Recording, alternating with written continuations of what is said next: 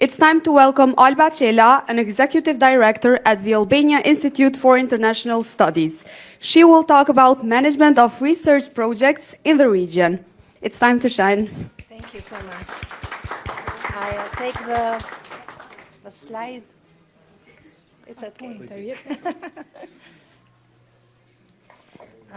Good morning, everyone.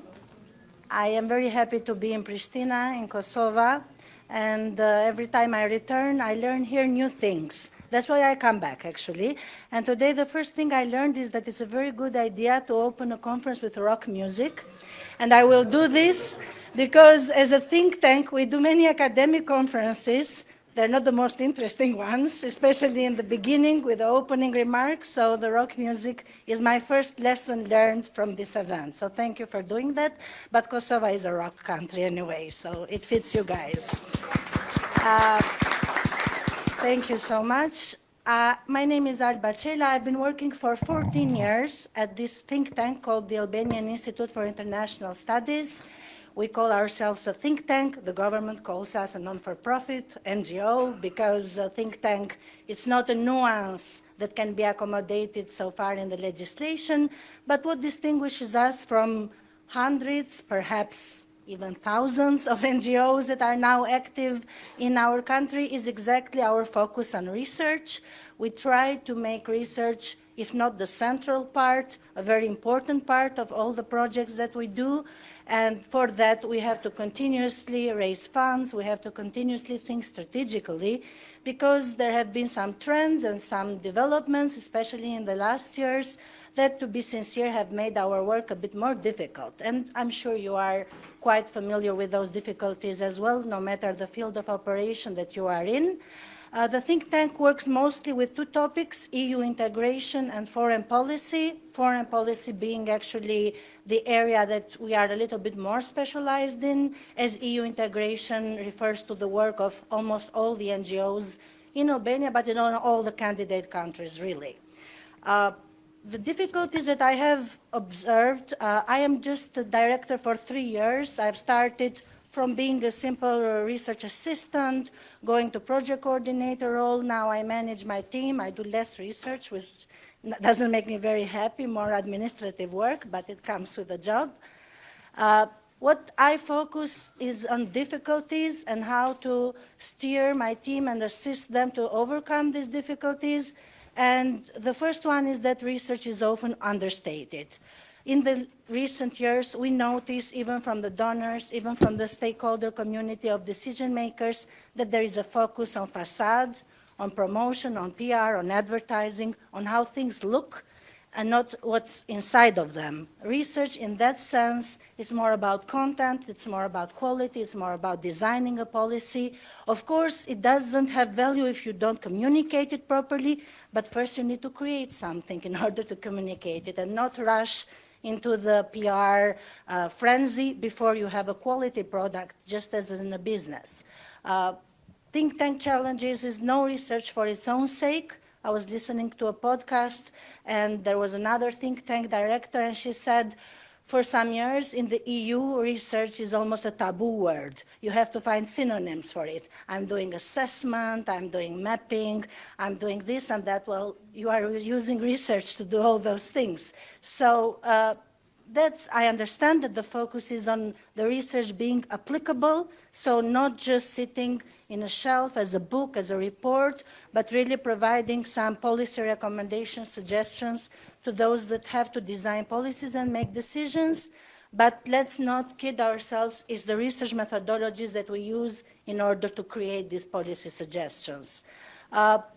One other very observable, and I think even here in Kosovo, is that some of the donors in our region who used to fund research, even in the golden times for research's sake, are retreating. And I'm not just talking about obvious suspension of some US administration funds, but even other donors. Some are guided by the principle that the region is slowly moving towards the EU, although we who live here understand much better than this is a nuanced process and that it does not fulfill the needs that we have.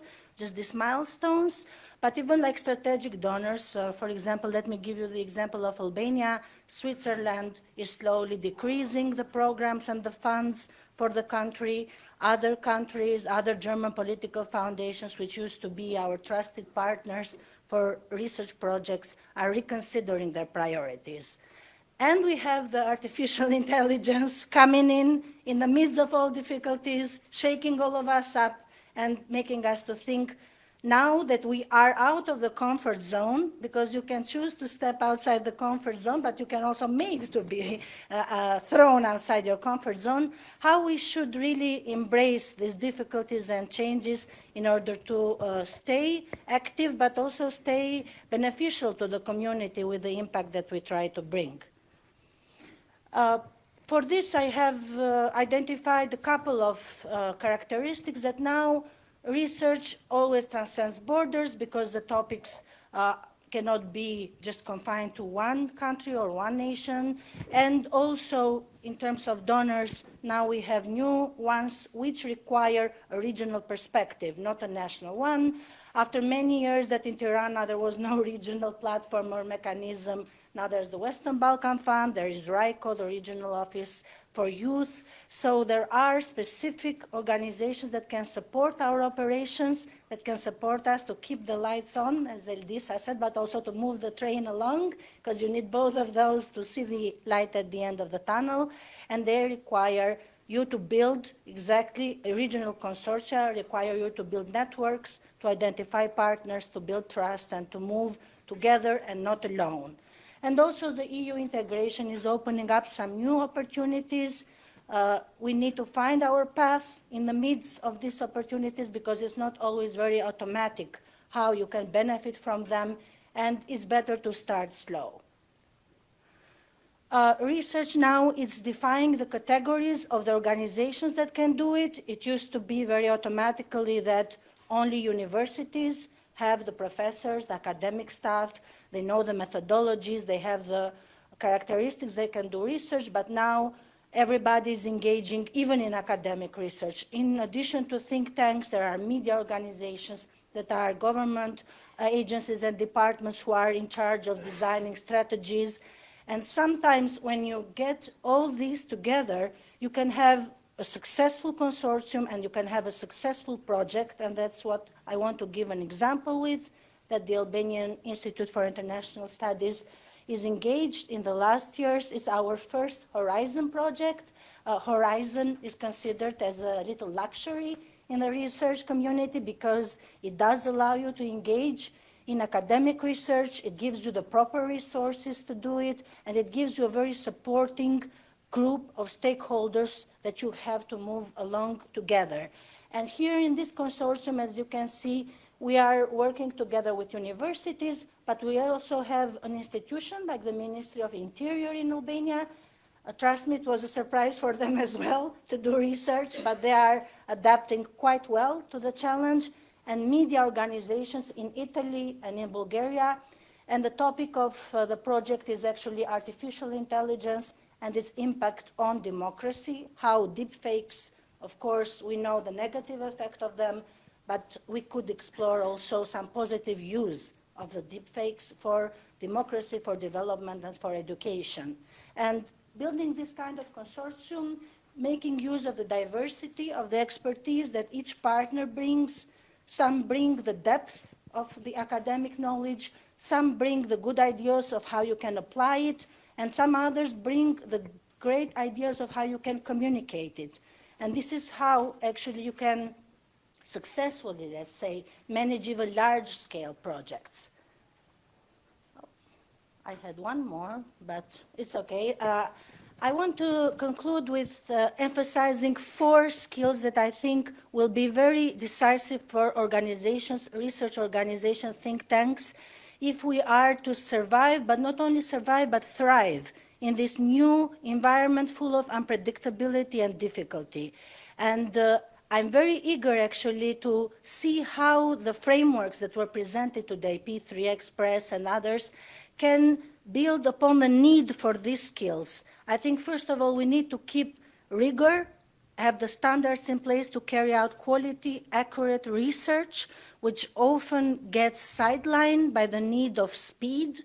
But this is where we have to keep our foot in the, really be determined to preserve the rigor of the academic research and combine it with creativity, learning from all of us, learning new methodologies, being open to new perspectives, and invest a lot in networking. Networking is becoming the most precious asset that any organization can have. And I am very eager to explore how the framework can emphasize these skills and actually assign the development of these skills to members in the organization. Thank you very much. I'm open to... Yes, before we close the session, let's ask the audience, do you have any questions regarding the research field and project management? Yes, please can you pass the mic?